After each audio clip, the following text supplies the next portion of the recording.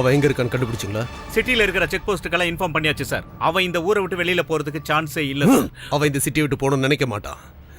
இவ்வளோ நாளாக நம்ம டிபார்ட்மெண்ட் கண்ணில் விரல விட்டு ஆட்டிட்டு அவன் இங்கே தங்கியிருந்தானா அவனுக்கு இங்கே ஏதோ முக்கியமான வேலை இருந்திருக்கணும். Okay sir. வணக்கம் மாமா, நீ 100 கொடுத்துன்னு மாற்றி தர்றேன்.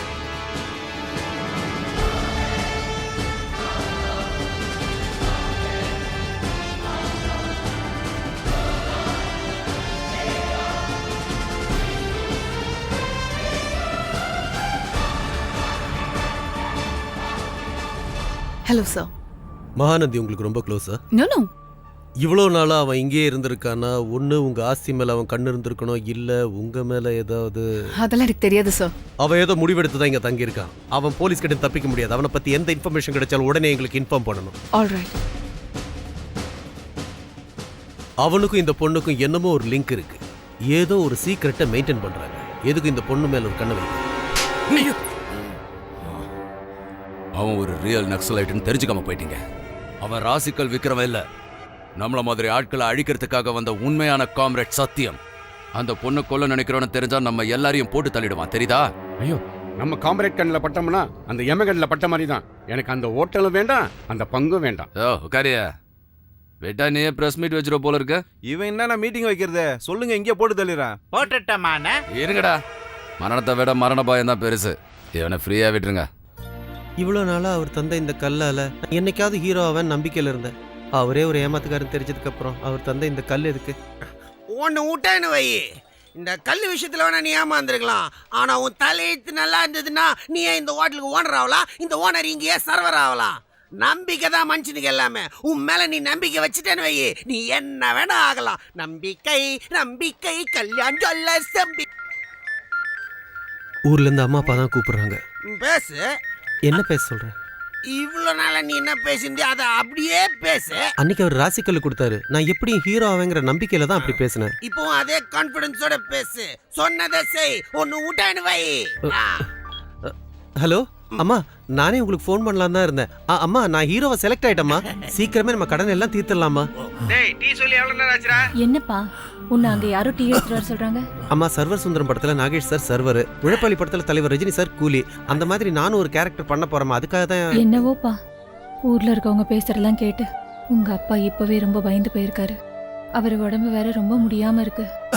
பொண்ணு விளையிற பூமியை வித்துப்பிட்டு பணத்தை வேற எடுத்துட்டு போயிட்ட. நடக்க கூடாதது ஏதாவது நடந்துருச்சுன்னா உங்க அப்பா உயிரோட இருக்க மாட்டாருப்பா. என்னம்மா இப்படிலாம் பேசுறீங்க? Shot ready. அம்மா, ஷார்ட் ரெடியா? நான் அப்புறமா ஃபோன் பண்றேன். சரிப்பா, ஜாகிரதையா இரு. சரிம்மா. வச்சிடுறேன். சரிம்மா. வந்துட்டேன். இன்னும் எவ்வளவு நாளைக்கு தான் அவங்களை இப்படி பொய் சொல்லி ஏமாத்துறது? நாம பணம் கொடுத்து ஏமாந்துட்டோம் நினைச்சு அவங்க வருத்தப்படுறதை விட இப்படி போய் சொல்லி அவங்கள சந்தோஷப்பட வைக்கிறது தான்டா கரெக்ட்.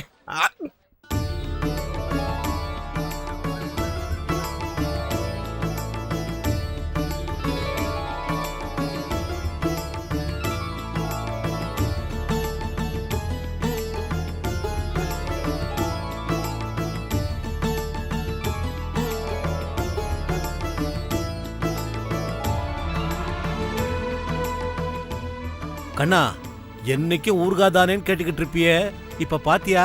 சாம்பாரு, கூட்டு, பொரியல், சிக்கன் குழம்பு எல்லாமே இருக்கு. நல்லா சாப்பிடுங்க. அம்மா, இது நிஜமா கனவா? தெரியலம்மா, எல்லாம் வாங்கிட்டு வந்து சமைக்க சொன்னாரு, சமைச்சிட்டேன். எனக்கு கனவு மாதிரி தான் இருக்கு. அது இல்லைங்க, இப்ப இப்படி கொண்டாடுறமே அதுக்கு என்ன காரணம்னு சொல்றீங்களா? அதனாலதான் வயிறு எரிஞ்சது. கடன் வாங்கியாவது சாப்பிடுவோன்னு முடிவு பண்ண. என்ன கடன் வாங்குனீங்களா? என்னது? யாரையும் மோசமும் பண்ணல, பிச்சையும் எடுக்கல. சாப்பிட சொன்னா அது மட்டும் இல்ல, கடைசியில ஸ்வீட்டு கூட இருக்கு. ஏய், நில்லுங்க. ஸ்வீட்டு முதல்ல சாப்பிடக்கூடாது கண்ணா. எல்லாரும் சாப்பிட்டதுக்கு அப்புறம் கடைசியா ஒன்னா சாப்பிடுவோம். எதுக்குப்பா? ஏன்னா நம்ம எல்லாரும் சேர்ந்து ஒன்னா தானே போனோம். எங்கங்க? எங்கன்னு கேக்குறீடி பைத்தியக்காரி. யாரோட உதவியே இல்லாம விவசாயம் பண்ணி பொண்டாட்டியுடைய நகையை விற்கிற புருஷன்களும் பெத்த பிள்ளைகளை பட்னி போடுற அப்பாக்கள் எங்க போவாங்களோ? கடனை முடிக்க முடியாம, ஆஸ்திய விற்க முடியாம, பொட்டல் நிலத்தை வெறிச்சு பார்த்து பாட மேல படுத்துக்கிட்டு விவசாயிங்க எங்க போவாங்களோ? ஊருக்கே சோறு போட்டு தான் மட்டும் பூச்சி மருந்து குடிச்சு நுர தள்ளி சாகுற அந்த விவசாயிங்கெல்லாம் எங்க போவாங்களோ? அங்க போக போறோண்டி அங்க. அப்படின்னா சீக்கிரமா எங்களை அங்க கூட்டிட்டு போங்கப்பா. இத புடிமா, நான் 1 2 3ன்னு சொன்னதுக்கு அப்புறம் எல்லாரும் சேர்ந்து சாப்பிடுவோம். அப்பதான் எல்லாரும் சொர்க்கத்துக்கு போக முடியும். ஸ்வர்கமா? நீங்க என்ன பேசுறீங்கன்னு எனக்கு புரிய மாட்டேங்குதுங்க. எனக்கு தெரியுதுடி, நம்ம பிரச்சனை எல்லாம் தீந்துடுச்சு. இனிமேல் பிரச்சனையே இல்ல. ரெடியா? 1 2 3. நிறுத்துங்க. ஆ?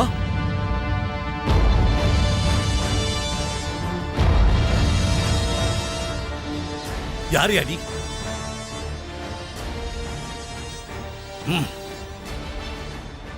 ஃபுட் இன்ஸ்பெக்ஷன் ஆஃபீஸர், நீ அதுல கலந்த விஷம் ஒரிஜினலா போலியான்னு தெரிஞ்சுக்க வந்திருக்க. விஷம் கலந்திருக்கா?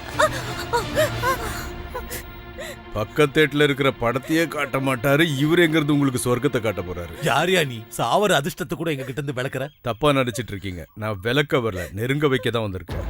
எனக்கு தெரியும் நீங்க இந்த மாதிரி ஏதாவது பண்ணுவீங்கன்னு, அதனாலதான் உங்களை ஃபாலோ பண்ணிட்டு வந்தேன். சாக போற நீ கண்டிப்பா செத்துருவன்னு உறுதி பண்ணிக்கோன்னு சொல்லத்தான் வந்தேன். என்னங்க நீங்களும் இப்படி பேசுறீங்க? ஆமாம்மா, இவருக்கு காலகாலத்துல மழை வரும்ன்ற நம்பிக்கை இல்ல, அப்படி வந்தாலும் நல்லா விளையோன்ற நம்பிக்கையும் இல்ல, அரசாங்கம் உதவுன்ற நம்பிக்கையும் இல்ல. ஆனா இந்த விஷம் மட்டும் வேலை செய்யும் நம்பி இருக்காரு.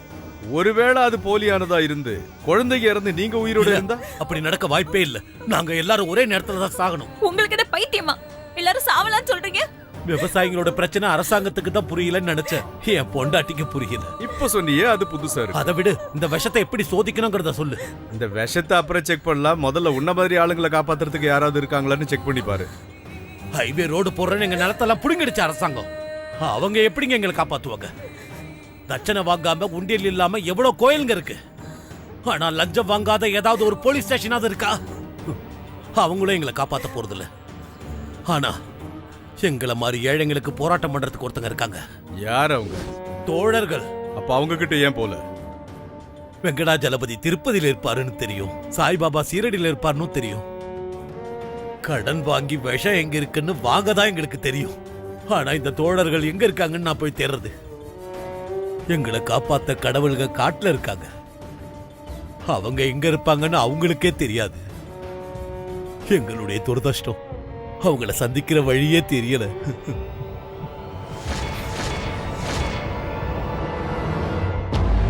ஆமா, அந்த மகாநந்தி அந்த ஹோட்டல்ல எதுக்காக இருக்கான்? அந்த பொண்ணுக்கும் அவனுக்கு என்ன லிங்க்? அவன் எத்தனை நாள் அங்க இருந்தான்? யார் யார சந்திச்சான்? அது மட்டும் இல்ல, இங்க அவனோட தொடர்பு இருக்கிறவங்க இன்னும் எத்தனை பேரு? என்கொயரி பண்ணி எனக்கு உடனே ரிப்போர்ட் கொடுங்க. சரிங்க சார். அந்த மும்தாஜ் போனை ட்ராப் பண்ணுங்க. எந்த இன்ஃபர்மேஷனா இருந்தாலும் உடனே எனக்கு கொடுங்க. 24/7 உங்களுக்கு இதுதான் வேலை.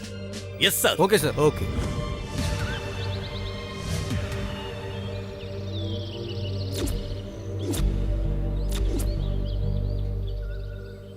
ஹலோ, மும்தாஜ் தான் பேசுறீங்களா? ஆமா, நீங்க யாரு? நான் தான் மகாநந்தி பேசுறேன். பணத்துக்காக மக்களை ஏமாத்தி ராசிக்கல் விக்கிறவன் தானே நீ? இன்னும் எவ்வளவு பேரை தான் ஏமாத்த போற? இவ்வளவு சீக்கிரம் என் மேல இருந்த மரியாதையும் கௌரவமும் போயிடுச்சா? எங்களுக்காகவே போராடி எங்களுக்காகவே வாழறேன்னு சொல்லுவியே, அதை என்ன நம்ப வைக்க தானே இப்ப எனக்கு ஃபோன் பண்ண? நம்ப வைக்கிறதுக்கு இல்ல, நீங்க நம்புறதுக்கு. என் பேச்ச நம்பி நீங்க என் கூட போராட வரணும்னு நான் நினைக்கல. அடுத்தவங்களுக்கு உதவணும்னு நினைக்கிறேன். நீ உயிரோடு இருக்கணுங்கிறதுக்காக தான் ஃபோன் பண்ண. அன்னைக்கு உனக்கு நடந்தது ஆக்சிடென்ட் இல்ல, மர்டர் அட்டெம்ப்ட்.